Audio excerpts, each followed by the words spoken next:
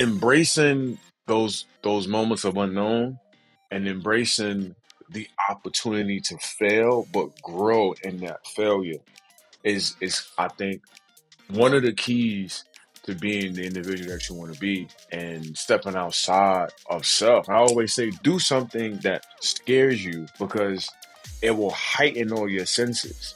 Right? Fear is very useful. Hey, Mile 40 fam. Today's podcast episode is brought to you by the leaders in male grooming at Manscaped. They're helping us spice up the hair care regimen on our heads with something fresh.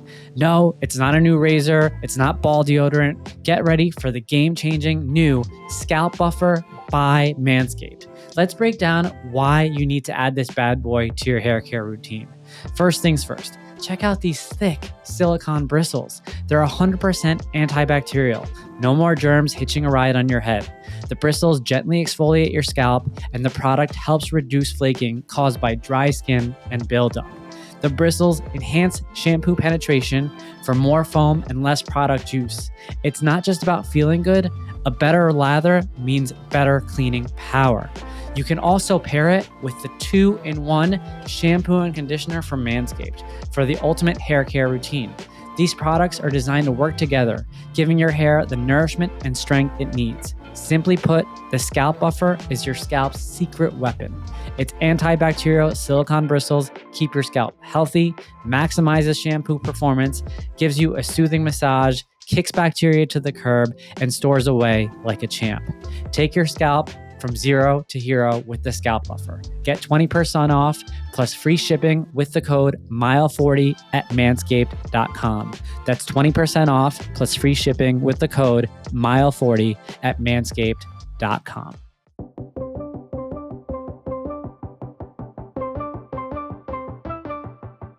Thank you for tuning in to the Mile 40 podcast. I am Bishoy Tadros, the author of Break Barriers and Audacious, both of which are sold on Amazon. And I invite you to join me as I engage with guests to discuss those bounce back moments that we encounter on our personal journey. Mile 40 is a forum to learn about how athletes, professionals, and leaders of all backgrounds stare down moments in life where the only option is to rise up. The Mile 40 podcast strives to remind listeners that the comeback is always greater than the setback. Welcome back to another episode of the Mile 40 podcast. Thank you all for continuing to tune in. I am so grateful for you, especially around the time of the holidays coming around here. I cannot think of anything I'm more grateful for than this community that we've built, and for you all continuing to show up day in, day out. I can't express my gratitude enough for all the guests that we've had on the show. They really have made this show what it is. Before we dive in, if you haven't already, please be sure to hit subscribe if you're listening on Spotify, Apple Podcasts, YouTube. Check out the show notes, pick up a copy of Audacious or Break Barriers. I started to be a little bit more intentional about this. I'm going to ask, if you're listening right now, check out which platform you're on, hit 5 stars, throw the review on because it really helps the show grow. Super excited about today's guest. He came via referral from a prior guest, and I love when that happens. I'd like to introduce you all to Dane Brown. Born and raised in Brooklyn, Dane's a cinematographer with a vast vision that loves combining his passion for filmmaking with unbridled creativity to capture the essence of moving things. Producing high-quality content for brands and artists alike, Dane loves exploring the boundaries of any project to deliver the best that can be done. Dane, welcome to the show today. Oh man, thank you for that intro. Pleasure to be here. Of course, man. Nothing makes me happier than when a previous guest reach out to me and says, hey, this is my guy, this is my girl, you got to bring them on. They got a story to tell. And I know that you and I connected previously before we hopped on today. And let's just kick things off. I know one thing I want to talk about is the fact that you started picking up your running, you're training for your first half. Is that right? That is correct. Yeah. It's been an amazing journey so far. I recently, and this is what I was going to talk to you about off camera, but I just recently had an ankle injury. Okay. Come last Saturday, just passed. I rolled my ankle running up here in the Bronx. Okay. And it was a very silly situation, but I think everything happens for a reason. I'm going on 3 months into my training program, feeling great, up in my mileage, everything. And I was going for a long run this Saturday morning, and I'm up by 4 in a row in the Bronx, and I'm waiting at a intersection because it's a red light. So I'm waiting, and I run in the street. I run through the sidewalk, and on the pavement on the ground, it's like manholes where the Con Air go and do their work. And for some reason, I didn't look down. I didn't see it, and I'm bouncing at the stoplight just to kind of keep the heart rate up and everything like that. And as I'm bouncing my feet, my right foot went into this groove, Mm, and then the ankle just rolled, and I man. heard a pop. Oof. And I said, "Oh no, this can't be life right now."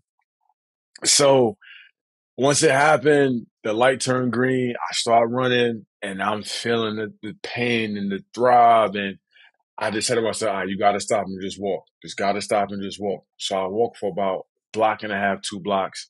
But I was 2 miles, 2 miles about to be done with the long run. So you kind of get that adrenaline is still in you, and you just like, I got to get the 2 miles. So I just run. I run, and I get through the first mile. I take a go gel for the last mile, and I just power through. And then by the time I got home, for sure, when I tell you my ankle blew up, Huh. I couldn't walk on it. I couldn't. Saturday, Sunday, which is just yesterday, Yep. completely bedridden. Today, I'm doing like little movements. I'm moving it around, circular, front, back, not trying to stay on it too much. Feels a little better. I got a workout in today, so I felt a little good about that. But everything happens for a reason, man. Like I think it slowed me down to make me pay attention more to the details, right? And preparing me for what's to come, right? So, I was bummed out, but then after talking with my wife and she saw it, she nursed me back to health a little bit and she was just like, you gotta slow down. And I said, okay, I gotta slow down. But other than that though, man, training's been great. I'm really excited for it. I can't wait. Awesome, man.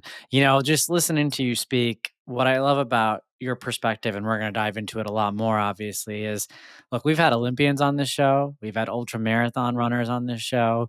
But when I think about the audience, the audience is so wide, right? With regards to people who have never gone out for, a 5K to people who have run several marathons and more than that. And I love that you're going to be giving us perspective from your lens because, in talking to you that first time around, I could tell that this means something to you, like running this race. And it's not just about the physical feat. It's not about just the health benefits that you're getting from it, but even like small learnings, like what you just went through this last weekend. And one of the most humbling lessons of running in general, and one that took me several years to kind of really, really ingrain in myself is that sometimes in order to run fast, you need to train slow, right? And people forget that when you're running these long distances, it's a little counterintuitive, uh, but to show up on race day and run your fastest, your body has to be the most recovered. Your body has to be the most prepared to run that distance at a heart rate that you've been able to build up throughout the training period.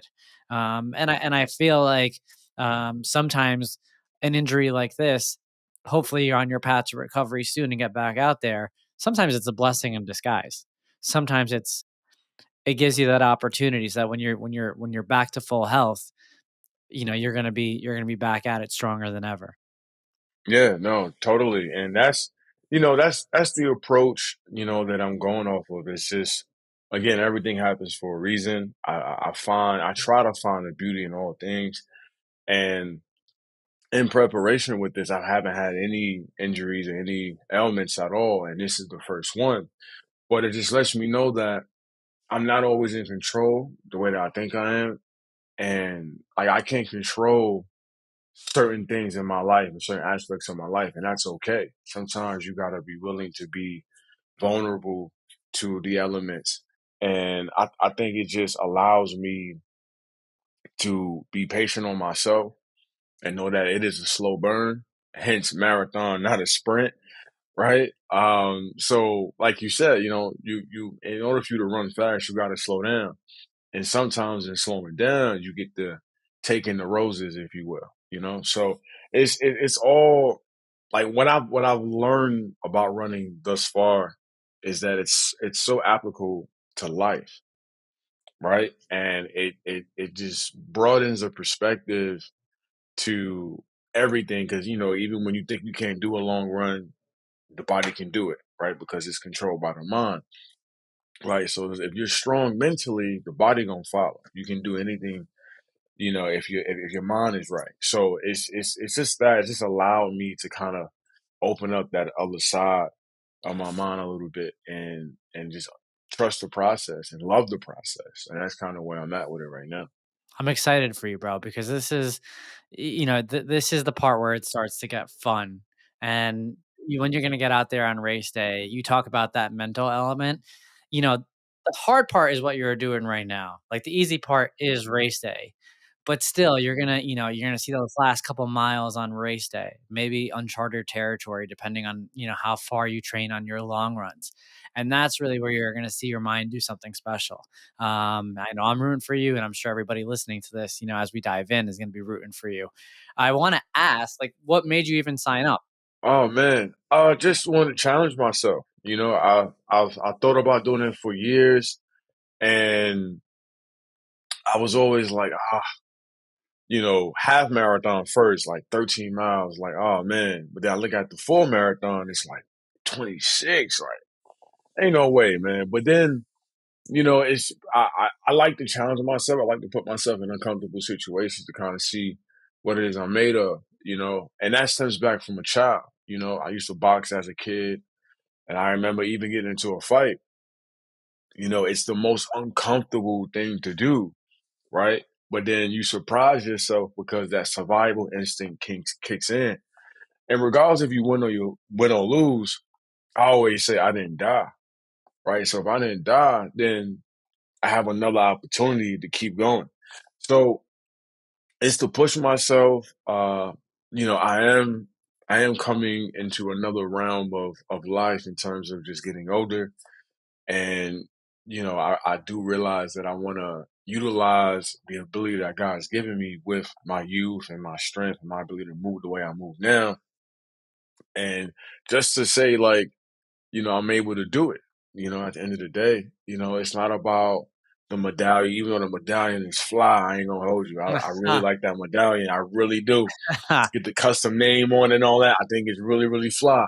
But it's just knowing that I went through it. I didn't quit on me, right? And that's my number one thing. I have a son, and I always tell him, don't quit on you.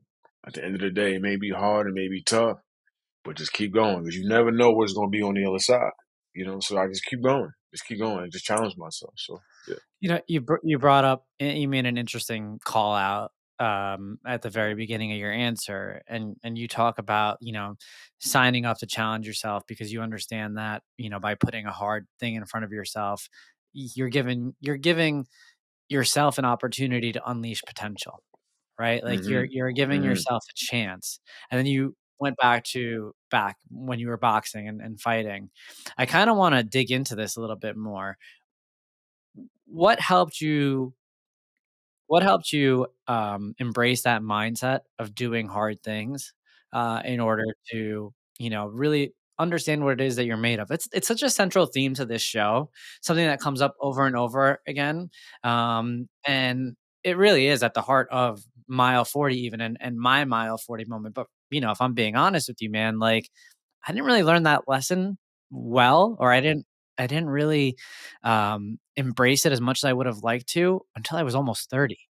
I had to go through a lot of, like, personal struggle around what my potential could be before I realized, "Oh, wait, if I set myself up to do something really hard, maybe, like, on the other side, like, I'll know what I'm made of." Yeah. Embracing the unknown. I mean, I think for me, it stems back to a childhood moment when, like, I left New York because my mom had traveled we had moved to the South, Kentucky, and I never lived in the South at all, and I didn't know what to expect, right? And I was, 12 years old, so I was rebellious, I was angry, uh, because I'm leaving a place that I'm so familiar with, that I have so much connection with, family, even just the exterior of how the place looked that I was around back in Brooklyn. But if that didn't happen in my life, I guarantee you I wouldn't be talking to you, right? So it's the unknown, even though I'm angry about it, I have all my feelings about it because I'm young, I don't know. But sticking to it, sticking through it, was where I was able to grow and develop in certain areas of my life. And I kind of just hung on to that as I've gotten older, even with working, you know, being a cinematographer DP.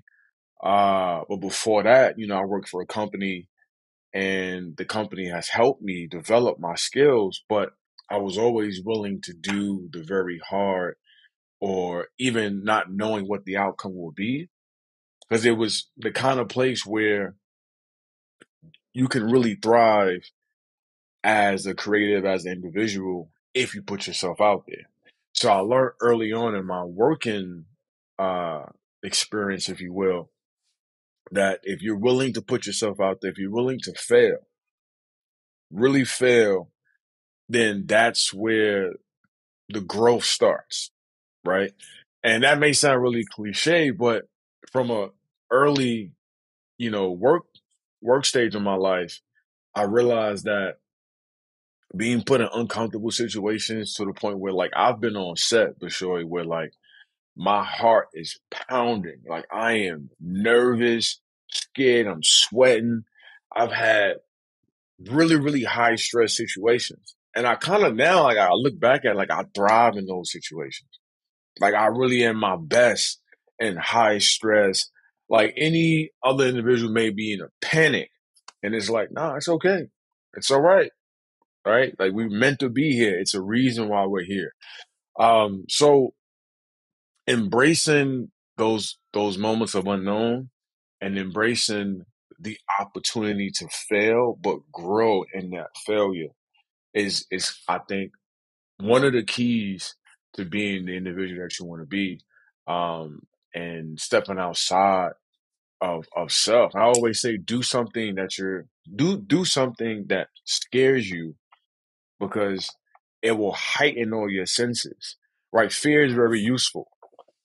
I never forget this moment. I gotta tell you this story. There was a time I was in high school, and it's when I lived in the South Bronx, and I think I was like a freshman or something like that. And my there was I was new on the block, and we had just moved over there, and there was these kids over there, these guys over there that was looking for trouble, if you will, right? And they knew I lived on the block, and I would see them from time to time. And I remember talking with my stepfather. Now, my stepfather, street guy, you know, served some time, right? And he knew all about that lifestyle. And I remember telling him that I was a little fearful. And his reaction was the opposite of what I thought. His reaction immediately when I said that, he turned and looked at me and said, "That's good. Use it." And I was just like, "What do you mean? Like, I don't want to show I ain't no punk." He was like, "No, no. Fear is a tool. It will keep you alive. It will heighten all your senses. It will make you aware. So you use it." And ever since he said that, I like channeled that, and I said, well, in everything that I do, if I'm scared, if I'm taking a job, or if I'm working with a client and the job may be bigger than what I can actually deliver, I always remember that sentiment that he told me, that the fear is useful. Like, it's gonna heighten your senses. It's gonna make you more aware. So I've used that in everything that I've done and everything that I do. And it's helped me in a lot of cases, and sometimes I still gotta go through the motions, and I think it's a part of it. Uh so yeah. I love that, man. I love that for so many reasons. And I was taking all these mental notes as you were speaking, and I couldn't agree with you more. And I love uh, how your stepfather simplified it for you. And a lot of times it's in those small messages, right? Like people need to understand that sometimes the differentiators in life aren't advanced degrees. They aren't what you see on paper. A lot of times, and this comes up several times, it's that lived experience that allows you to exit your comfort zone where, the phrase goes that life begins at the end of your comfort zone, right? And by doing so, you embrace this idea that when there's chaos around you, right, you see opportunity. When the majority of people are panicking, because you have that heightened sense that you talked about, that heightened sense is on alert for, okay, where's my pocket of opportunity?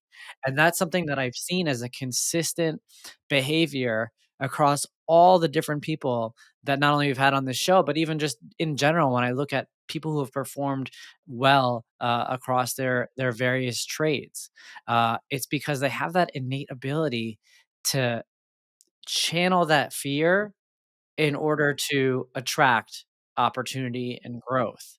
And I think that's just absolutely critical for people to kind of really, really take a moment to reflect on, right? Like when people around you are panicking, or if they're afraid, or if they can't handle a situation, are you taking a step back and are you letting that be projected upon you? Or are you looking at your surroundings and trying to find that opportunity? It's that whole notion of apply for that job you're not qualified for, right? Because what do you really have to lose if you get it, right?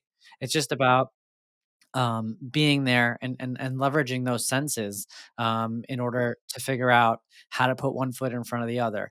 And honestly, like the to your point, like the parallel even with running, like sign up Hmm. for that race, get yourself in that Yeah, get yourself in that uncomfortable situation, get out on the course, absolutely. get to that Yeah, mile yeah. marker that you're not ready for. And you're gonna see what your mind does, and you're gonna see how your mind carries your body, and then that's your senses in play right there. That isn't, anything more than that. So I love the fact that we can, continue to bring this full circle. Hey, Mile 40 fam, are you craving a social life without the hangover? I'd encourage you to join Zero Proof. It's a lighthearted community diving into all things connection, lifestyle, and fun without the drinks. From wellness tips and product highlights to real life stories, and every way to have a blast beyond the bar, Zero Proof has you covered. Be a part of the Zero Proof movement and take your social game up a notch. It's honestly one of my favorite newsletters. I'm going to put the link in the show notes for you all. Check it out. And if you enjoy it, tell them that Mile 40 sent you over. Again, check out Zero Proof. You talked a little bit about your upbringing. You talked about moving from Brooklyn down south. You told us a little bit about your stepfather. Paint a picture for us. Anything that we need to know about your childhood that maybe we didn't touch on, just so we know who you are before you became the man you are today, and the life that you've built. Yeah, no, I just, from Brooklyn, originally born and raised, close to where Marcy Projects is at, where Jay-Z is from, but I was well, my address was 243 Hart Street between Marcus Garvey and Troop. So, Bedford-Stuyvesant, aka Bed-Stuy. Beautiful place to grow up. The times back then, growing up in the 90s, it was just very different in comparison to today, as we all know. And for me, the number one difference maker or component that made it different was just community. Right back then, it was very strongly community based. Right, like everyone in my building, knew me, and this is all pre cell phones and stuff like that. And it was video games and whatnot, but it was really about being outside, being with the people, being with the community, hanging out with your friends. And, I love going outside because I live right across the street from a park where I went to school, elementary school. And it was called PS 304. And I was big into sports growing up, but particularly, first off, it was basketball. And then I migrated to handball. I don't know if you know what handball is. I do, but I did not Uh, know that you migrated to. So tell us more. Yeah, yeah, yeah. So it was interesting because there was a kid on the block named Enrique. Okay. Enrique was Puerto Rican, and him and I went to school together, and we just gravitated towards each other in this sport. He put me onto it first, and he noticed that I had a natural gravitational pull towards it. And because I played basketball, because I ran track, I was really quick. My feet was really fast. So when when we started to play, it was a natural thing for me, and I had a lot of fun playing it. The singles, the team games, I just had a lot of fun with it, and more so that I wanted to play that more than I played basketball, and I was good at both, but I just liked handball more.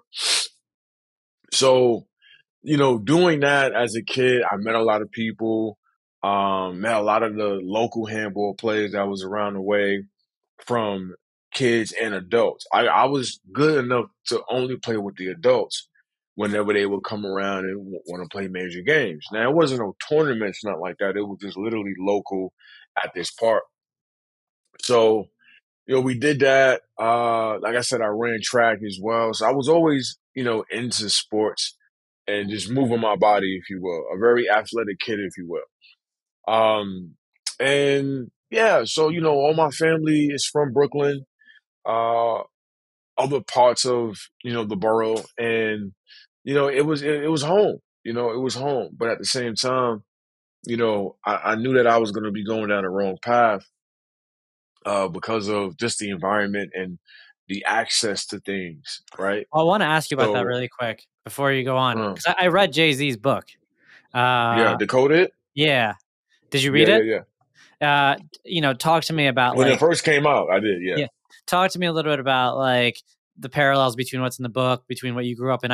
I'm guessing there's a little bit of a difference in age between he's 54. I don't know how old you are, but yeah, yeah, yeah, yeah, yeah. There's 20, about a 20-year difference. okay, Yeah, yeah. So, talk to me a little bit about like bridge the gap between what he lived through versus what you saw.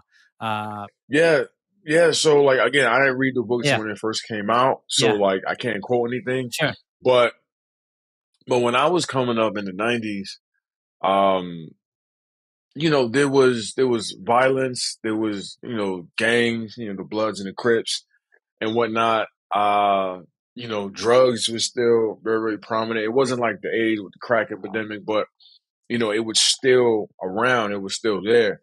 Um, and I don't want to highlight so much of that time just because it definitely wasn't a pleasant time for any youngster coming up to see those kinds of things. And luckily enough, I was able to make it out. And a lot of individuals that I even grew up with, unfortunately, didn't. Right, whether it was due to just the violence or getting incarcerated.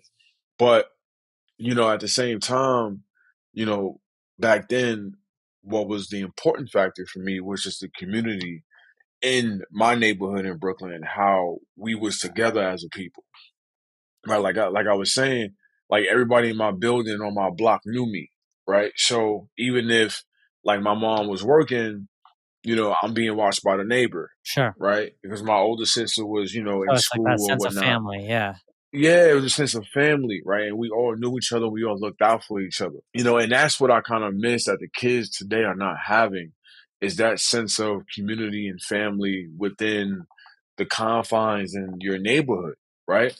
And even like just the community centers, right? They've taken so many of the community centers out of these, underserved neighborhoods, and but they expect so much from these kids. But at the same time, it's hard for these kids to do what's necessary for them in their communities if there's no places around that's having or hosting them. And not saying all, because I have worked with a few organizations, that do a lot for the community and give back, but it's just a different time. But, just back then, Brooklyn, it was yeah, man, like it was for me, we stayed a lot in our comfort zone, if you will, right? A lot on the block, didn't really venture off too much back then, even though I had a bike and I would ride all over and do my own thing. Um, but it was a beautiful, beautiful neighborhood, and to see it now, how it's developed, just on the real estate side and just even just like the people, it's change, right? And change for me is not all bad if you're gonna utilize the community in a way that it's fruitful for all. It's only an issue for me is when you taking out the mom and pops that been there 30, 40 years, to come in and build some new establishment or whatever the case may be, right? So, but other than that, man, again, like I'm a kid from Brooklyn. I moved to the South, moved to Kentucky, Madisonville. I was down there for 5 years, from 12 to 16. So those are Sure. very important Those are important years, years. Yeah. very important years, and met some really, really great people down there. People that I'm still close with today.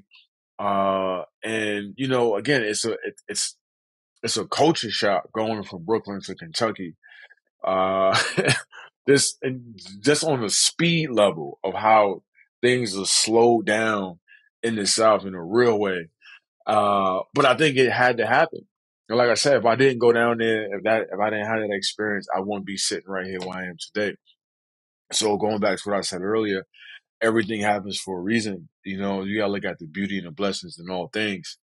And yeah, coming back from Kentucky, just finished out high school, and then from there, I just worked. I just worked, and I found my passion, my love in photography, and that love transformed into film.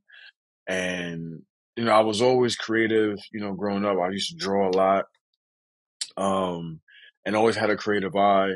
So I just kind of expounded on that. And once I was given the opportunity to do that, I kind of just put my foot to the gas, and just kind of went for it, and ended up at a photo studio, multimedia studio here in Chelsea, Milk Studios.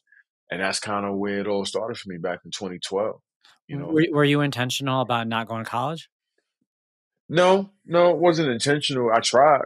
I definitely tried to go. Try to go to the film academy, but it just wanted a lot of money in terms of just taking out Yeah, loans and yeah, so yeah, on and yeah. so forth.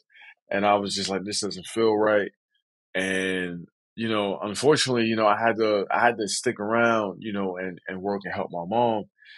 She wasn't in the best position, so I just sacrificed that, and it's a decision that I would do over again, because I know if I needed her in that kind of way, she would do the same for me. So Yeah. again, everything went down the way it went down, and I was still able to come out on the other side, Yeah. pretty good. So yeah, Well, I mean, look, I think I asked that question just because of the timeline, right? The years that you were probably graduating, then it was probably now the time has gone by. You see more and more people kind of making the decision not to go, just because when you look at the analysis, especially for a lot of fields, it doesn't really make sense.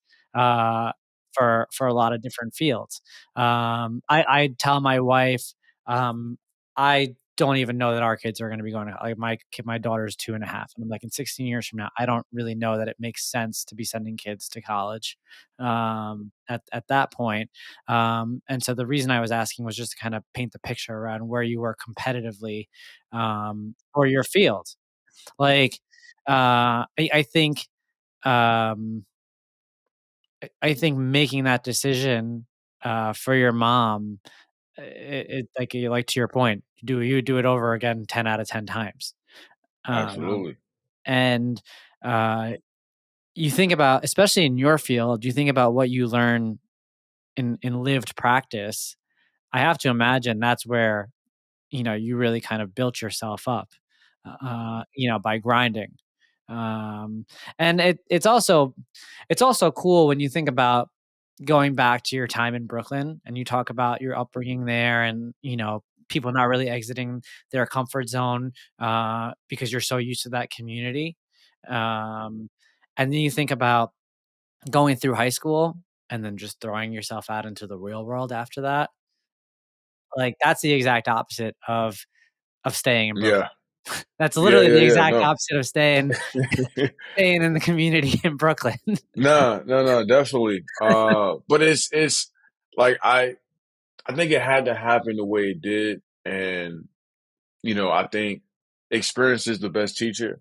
Yeah. Not to say that I wouldn't have thrived in, going to university or going to a college, because I think you just have to know what's your reasoning for going, right? And either it's, to make great connections, or if you're going for a certain type of career path, that requires a lot of schooling, then that's something, where you can do that.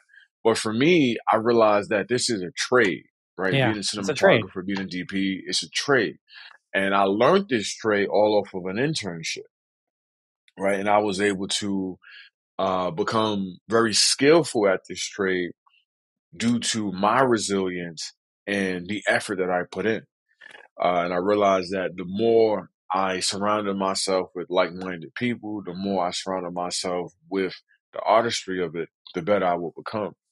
And it's an industry that's always evolving and changing, because it's based around technology, and technology always changes and evolves. So you have to constantly be educating yourself.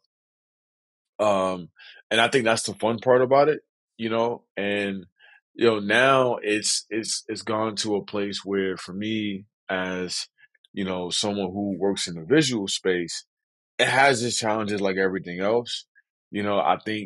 I think you just have to continue to lean back on the love and the passion that you have for it. And that's kind of what I do. Cause, I'll be truly transparent. I'll be remiss if I didn't tell you, like, I had days, weeks, months where I'm just like, yo, this ain't it. This ain't it for me. It ain't working, but I always found myself drawn back to this artistry, you know, and it's you just have to know that by you sticking with this one thing, it's going to work, right? Swiss Beats had said that in an interview one time. I'll never forget it. He was like, "Oh, nah, it's gonna work. You just gotta stick with it. You gotta just keep doing it, even when even when it ain't working. Just keep doing it, right? But then it's gonna work. So all things work. So, I love that. Who was your biggest influence at that point in your life? Because as you tell this story, one of the things I'm trying to kind of decipher within you and kind of read between the lines is you're really grounded now. Like I could tell, and you're obviously much more grown now. But like you got a good demeanor about you. You're calm. You're reflective. You talk about when you were younger, maybe lashing out when your mom moved down south. So now fast forward to when you're like 18, 19 years old. You're now being thrown in the pits of the industry, trying to figure it out, but you make this decision consciously, knowing your circumstances and also looking long term, right? That's what I think where a lot of people go wrong is like they look at the immediate impact and struggle to look at that longer term vision. So my question to you is like who played an influence in shaping your mind to take a step back and think, A, this is a trade, which is a very adult way to look at it because it is. And B, understanding, the idea of just continuing to show up.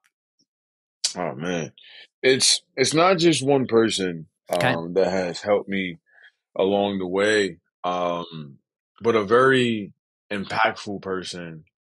To be honest, was my former boss.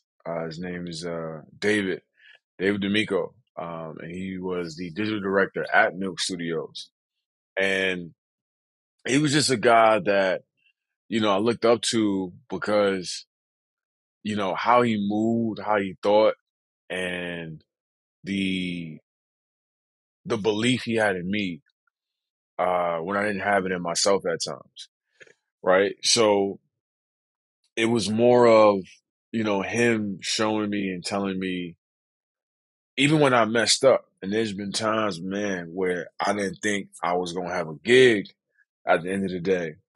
But he would say certain things to me. One thing in particular I never forget, he would say, "You got to get your paperwork in order."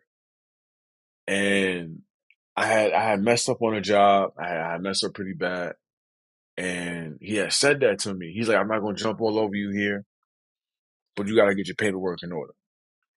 And like I looked at that not just like at work, the paperwork and all of this. It was more just like life. He was like, you gotta get your life in order. And it would just be sayings like that, and before that time, when I was coming up, my dad, my biological dad, was always there and always would support me in everything I wanted to do.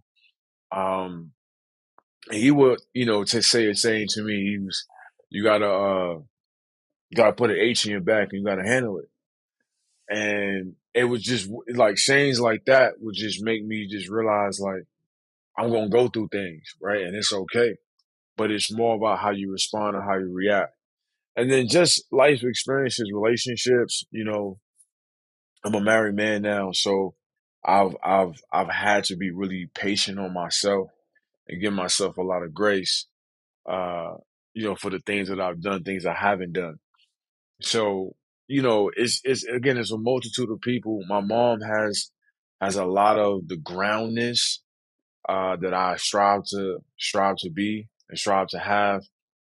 And it's the way she always used to just love on me, and still to this day, you probably heard it, sons and their mothers, that connection. So it's individuals like them who just poured on me in different areas of my life, right? And my mom was kind of like the base. She kind of started it.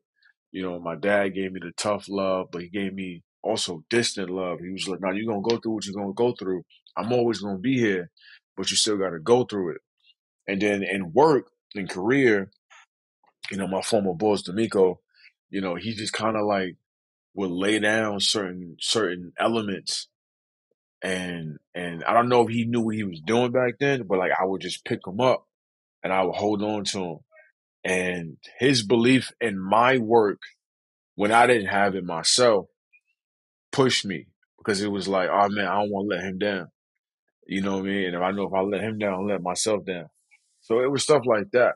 But yeah, man, I take inspo from everybody, like even your energy, like talking to you, I sense that you got a really good heart, and I pick up on that immediately when I talk to somebody, just because I can tell when someone's doing something just to, get something in return, and I don't sense that from you at all. It feels really genuine. Even how our mutual friend Dev, how we connected on that phone call, it was like, oh nah, this guy right here probably could be one of the homies for life. You know what I'm saying? So it's like Hey man, just I'm just I'm in. just the genuineness, you know what I mean? And I gravitate towards that, because at the end of the day we human, and we not perfect. We're not perfect even though we strive for it. But, it's just I always say, and because of my son, I always say, and what I do for a living, I'm not saving lives. Even though some filmmaking, some short form films can have a high impact on your life. But in terms of saving a life, right, we're not doing that, right? We create things that create emotions, yes, but we're not saving lives. So like when I'm on these sets with people and they're just losing it, they're just stressed out, and it's just like it's okay, it's all right, whatever it is that we doing. Listen, we gonna get through it. I've had a director friend of mine almost lose it on me on set because somebody else projected onto him. And I had to bring him back down and say, look, we're not saving lives here. We're creating entertainment. It's okay. I got you. You got me. I know you got me. And we gonna ride this thing out. It's almost like that football coach analogy, right? Like, yeah, coach, I'm here, coach.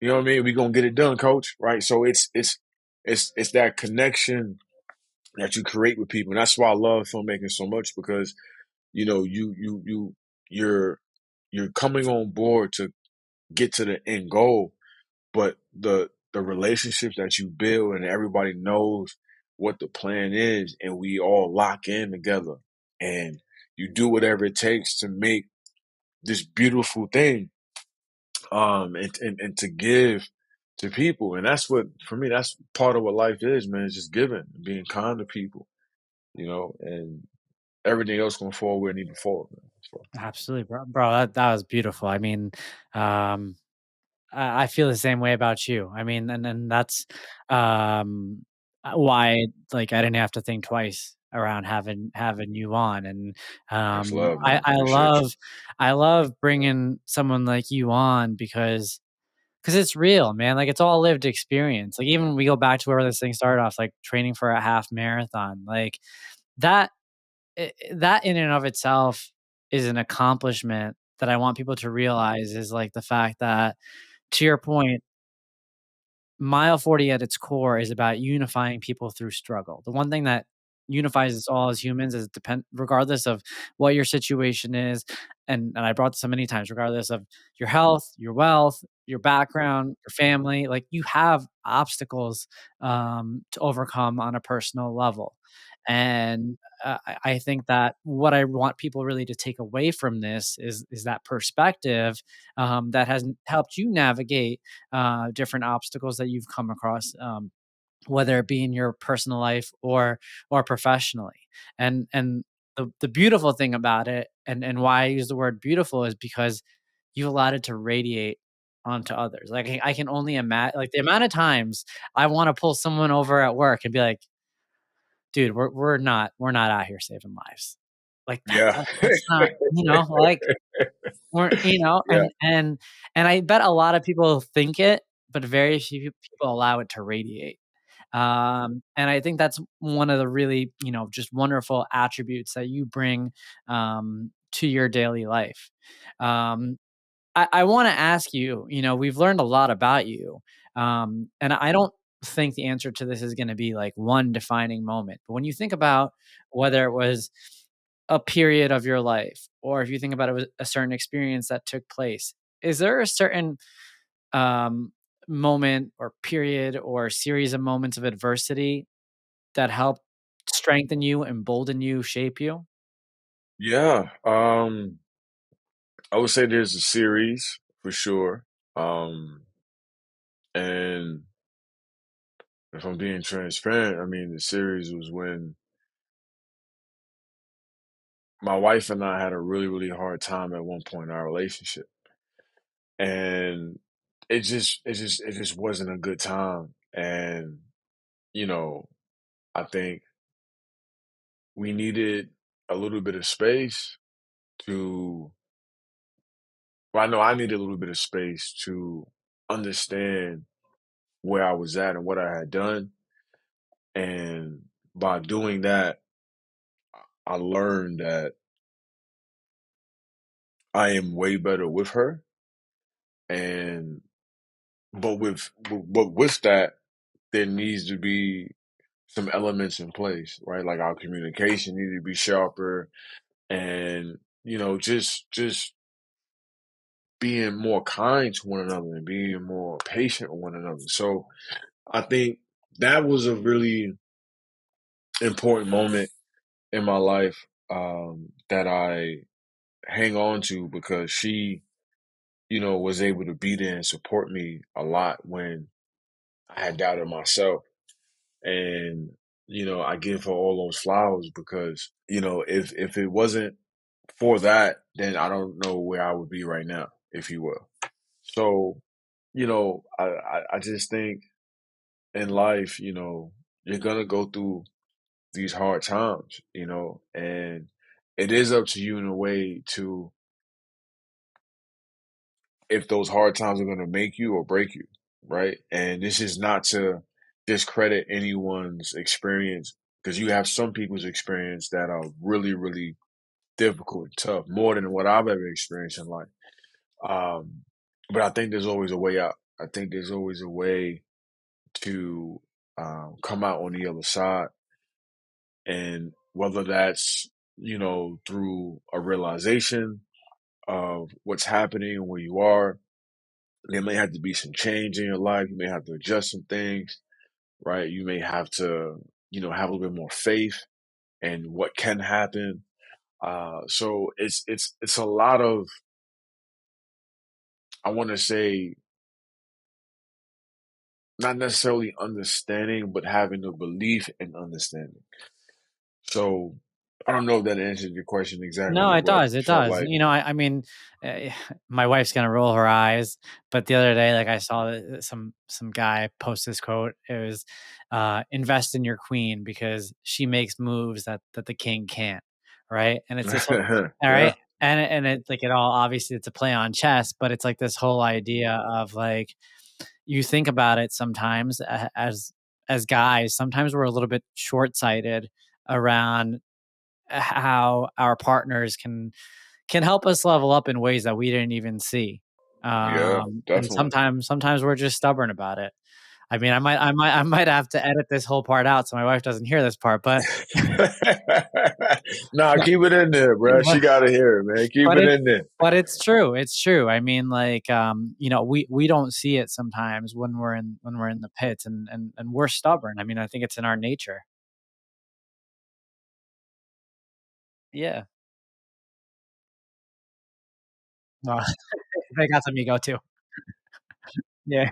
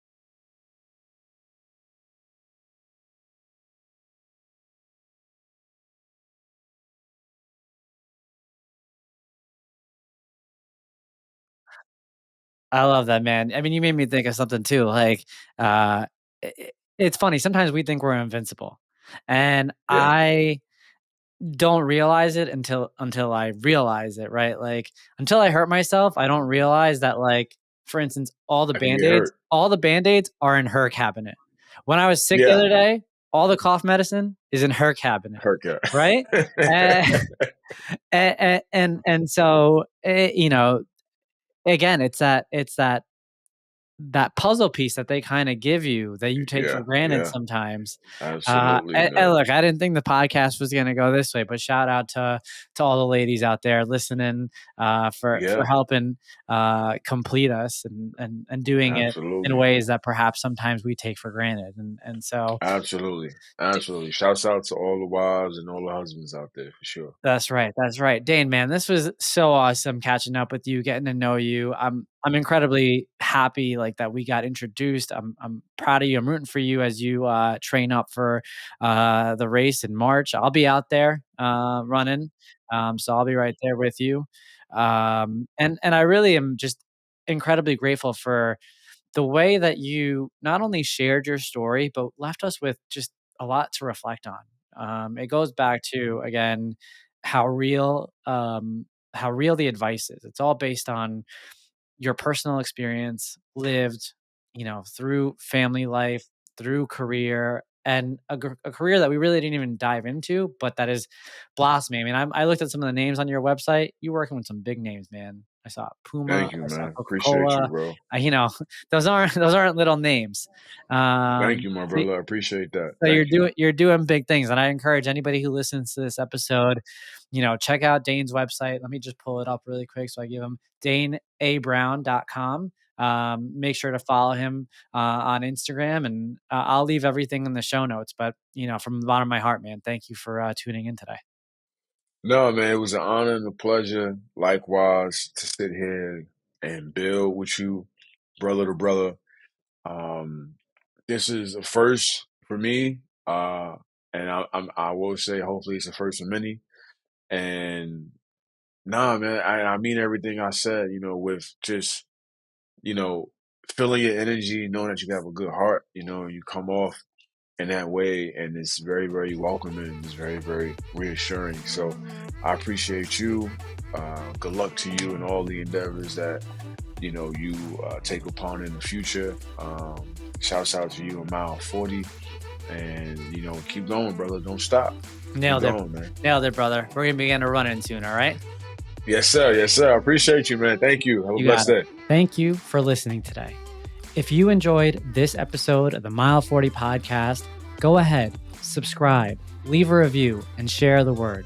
Thank you for being a part of the Mile 40 family. And let's unite in showing the world that comebacks are always greater than setbacks.